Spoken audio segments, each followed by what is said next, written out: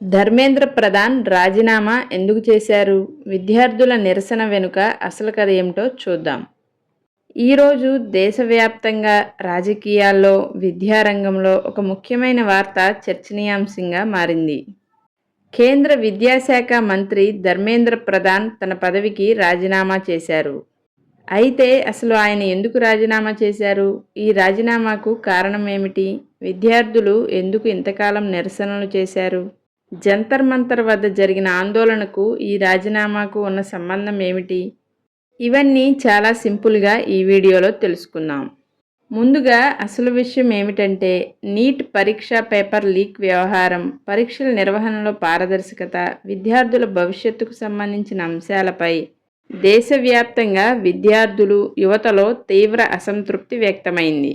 ఈ అంశంపై ఢిల్లీలోని జంతర్ మంతర్ వద్ద కూడా పెద్ద ఎత్తున నిరసనలు జరిగాయి. విద్యార్థులు తమ డిమాండ్లను ప్రభుత్వం ముందు ఉంచారు. వారిలో ప్రధానంగా వినిపించిన డిమాండ్లలో ఒకటి కేంద్ర విద్యాశాఖ మంత్రి ధర్మేంద్ర ప్రధాన్ రాజీనామా చేయాలన్నది. నిరసనలు రోజురోజుకు తీవ్రతరం కావడంతో ఈ అంశం రాజకీయంగానూ పెద్ద చర్చగా మారింది. ఇప్పటికే పేపర్ లీక్ సమస్యను ఎదుర్కొనేందుకు ప్రభుత్వం కొన్ని చర్యలు చేపట్టింది. పేపర్ లీక్లను అరికట్టేందుకు కఠినమైన చర్యలు తీసుకోవడం, పరీక్షల వ్యవస్థలో మార్పులు చేయడం వంటి అంశాలు కూడా చర్చకు వచ్చాయి. అయితే నిరసన చేస్తున్న విద్యార్థులు మాత్రం తమ డిమాండ్లపై వెనక్కి తగ్గలేదు. ఇలాంటి పరిస్థితుల్లో ధర్మేంద్ర ప్రధాన్ తన రాజీనామాను ప్రధానమంత్రి నరేంద్ర మోదీకి సమర్పించారు. ఆ రాజీనామాను రాష్ట్రపతి ఆమోదించారు. దీంతో ధర్మేంద్ర ప్రధాన్ కేంద్ర విద్యాశాఖ మంత్రిగా ఇక కొనసాగరు. ఆయన స్థానంలో ప్రస్తుతం ప్రహ్లాద్ జోషికి విద్యాశాఖ అదనపు బాధ్యతలు అప్పగించినట్లు తాజా వార్తలు చెబుతున్నాయి. ఇక ఈ రాజీనామా తర్వాత జంతర్ మంతర్ వద్ద నిరసన చేస్తున్న విద్యార్థుల్లో ఆనందం కనిపించింది. వారి ప్రధాన డిమాండ్లలో ఒకటైన ధర్మేంద్ర ప్రధాన్ రాజీనామా జరగడంతో నిరసనను విరమిస్తున్నట్లు సీజేపీ ప్రతినిధులు ప్రకటించారు.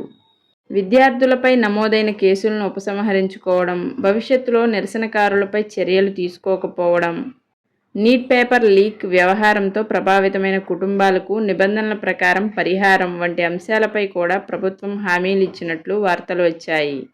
అయితే ఇక్కడ ఒక ముఖ్యమైన విషయం ఉంది. ఒక మంత్రి రాజీనామా చేయడంతోనే సమస్య పూర్తిగా పరిష్కారమైందని చెప్పలేం. ఎందుకంటే విద్యార్థుల ఆందోళన వారి భవిష్యత్తు గురించి. దేశంలో పోటీ పరీక్షలు రాసే లక్షలాది మంది విద్యార్థులు తమ కష్టానికి తగిన న్యాయం జరగాలని కోరుకుంటారు.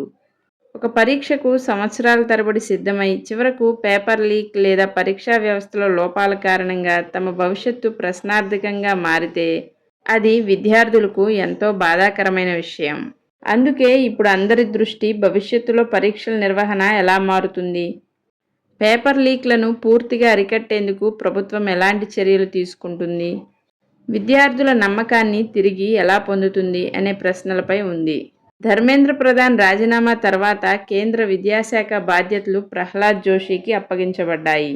అయితే రాబోయే రోజుల్లో విద్యా వ్యవస్థలో ఎలాంటి మార్పులు జరుగుతాయన్నది ఇప్పుడు ఆసక్తికరంగా మారింది. మరోవైపు ఈ నిరసన రాజకీయంగా కూడా పెద్ద చర్చకు దారితీసింది.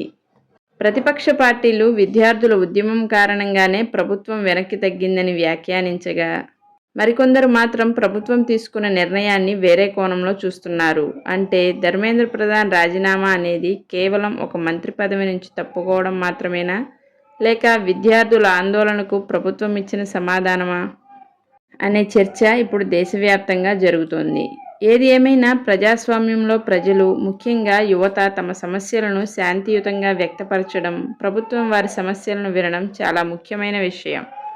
ఇక ఇప్పుడు అసలు పరీక్ష ప్రభుత్వం ముందుంది. విద్యార్థుల నమ్మకాన్ని తిరిగి సంపాదించడం, పరీక్షల వ్యవస్థను మరింత పారదర్శకంగా మార్చడం, పేపర్ లీక్లకు శాశ్వతంగా అడ్డుకట్ట వేయడం, ఇవే ఇప్పుడు అందరి దృష్టిలో ఉన్న ప్రధాన అంశాలు. కాబట్టి ధర్మేంద్ర ప్రధాన్ రాజీనామాతో ఒక అధ్యాయం ముగిసినప్పటికీ విద్యా వ్యవస్థలో అసలు మార్పులు ఎలా వస్తాయి అన్నదే ఇప్పుడు చూడాల్సిన విషయం. తాజా పరిణామాలపై మీ అభిప్రాయం ఏమిటి? ధర్మేంద్ర ప్రధాన్ రాజీనామాతో సమస్యకు పరిష్కారం దొరికిందని మీరు భావిస్తున్నారా, లేదా పరీక్షల వ్యవస్థలో ఇంకా పెద్ద మార్పులు రావాలని అనుకుంటున్నారా? మీ అభిప్రాయాన్ని కామెంట్లో తెలియజేయండి. ఇక్కడ మరో ముఖ్యమైన వ్యక్తి గురించి తప్పకుండా చెప్పుకోవాలి. ఆయనే ప్రముఖ విద్యావేత్త, సామాజిక కార్యకర్త సోనం వాంగ్చుక్. విద్యార్థుల సమస్యలు, పరీక్షల వ్యవస్థలో పారదర్శకత, యువత భవిష్యత్తు వంటి అంశాలపై ఆయన తనదైన శైలిలో గళం వినిపించారు. ధర్మేంద్ర ప్రధాన్ రాజీనామా చేయాలనే డిమాండ్తో కొనసాగుతున్న సీజేపీ ఉద్యమానికి మద్దతుగా సోనం వాంగ్చుక్ నిరాహార దీక్షకు కూడా దిగారు. అయితే ఆయన పోరాటం కేవలం ఒక మంత్రి రాజీనామా కోసం మాత్రమే కాదని ఆయన మాటల్లో స్పష్టంగా అర్థమైంది. విద్యార్థులపై కేసులు పెట్టకూడదని, విద్యార్థుల భవిష్యత్తుకు న్యాయం జరగాలని, పరీక్షల వ్యవస్థలో మార్పులు తేవాలని ఆయన ప్రధానంగా కోరారు. తన ఆరోగ్య పరిస్థితి దృష్ట్యా ఆయన నిరాహార దీక్షను ముగించినప్పటికీ విద్యార్థుల ఉద్యమానికి తన మద్దతును కొనసాగించారు. చివరకు ధర్మేంద్ర ప్రధాన్ రాజీనామా చేసిన వార్త వెలువడిన తరువాత సోనం వాంగ్చుక్ దీనిని ప్రజాస్వామ్య విజయంగా అభివర్ణించారు. శాంతి, సహనం, పట్టుదలతో ప్రజలు తమ గొంతును వినిపిస్తే ప్రజాస్వామ్యంలో మార్పు సాధ్యమేనని ఆయన సందేశం ఇచ్చారు. ముఖ్యంగా ఈ విజయానికి విద్యార్థులే కారణమని యువత శక్తిని ఆయన ప్రశంసించారు. అయితే ఇక్కడ ఒక విషయం మనం గుర్తుంచుకోవాలి. ధర్మేంద్ర ప్రధాన్ రాజీనామా జరిగినందుకు సోనం వాంగ్చుక్ ఒక్కడనే కారణం చెప్పడం సరైనది కాదు. ఇది విద్యార్థులు, యువత, సీజేపీ ఉద్యమకారులు, వివిధ ప్రాంతాల్లో తమ గొంతు వినిపించిన ప్రజల సమిష్టి ఉద్యమంగా చూడాలి. సోనం వాంగ్చుక్ ఆ ఉద్యమానికి ఒక ముఖ్యమైన మద్దతుదారుగా, తన నిరాహార దీక్ష ద్వారా దేశవ్యాప్తంగా దృష్టిని ఆకర్షించిన వ్యక్తిగా నిలిచారు. అయితే ఈ మొత్తం ఘటన మనకు ఒక ముఖ్యమైన సందేశాన్ని ఇస్తుంది. ప్రజాస్వామ్యంలో ఒక వ్యక్తి గొంతు చిన్నదిగా అనిపించవచ్చు, కానీ అదే గొంతుతో వేలాది మంది కలిసినప్పుడు ఆ గొంతు ఒక ఉద్యమంగా మారుతుంది. ఆ ఉద్యమం శాంతియుతంగా, పట్టుదలతో కొనసాగితే అది ప్రభుత్వాల దృష్టిని కూడా ఆకర్షించగలదు. సోనం వాంగ్చుక్ ఈ సందర్భంగా చెప్పిన ముఖ్యమైన సందేశం కూడా ఇదే. భయపడకుండా శాంతియుతంగా ప్రజాస్వామ్య పద్ధతుల్లో మన సమస్యల కోసం నిలబడితే మార్పు సాధ్యమే. ఇక ఇప్పుడు అసలు ప్రశ్న, ఈ రాజీనామా తర్వాత విద్యార్థుల సమస్యలు నిజంగా పరిష్కారం అవుతాయా? పరీక్షల నిర్వహణలో పారదర్శకత పెరుగుతుందా? పేపర్ లీక్లకు శాశ్వతంగా అడ్డుకట్టపడుతుందా? విద్యార్థుల భవిష్యత్తుకు భరోసా లభిస్తుందా?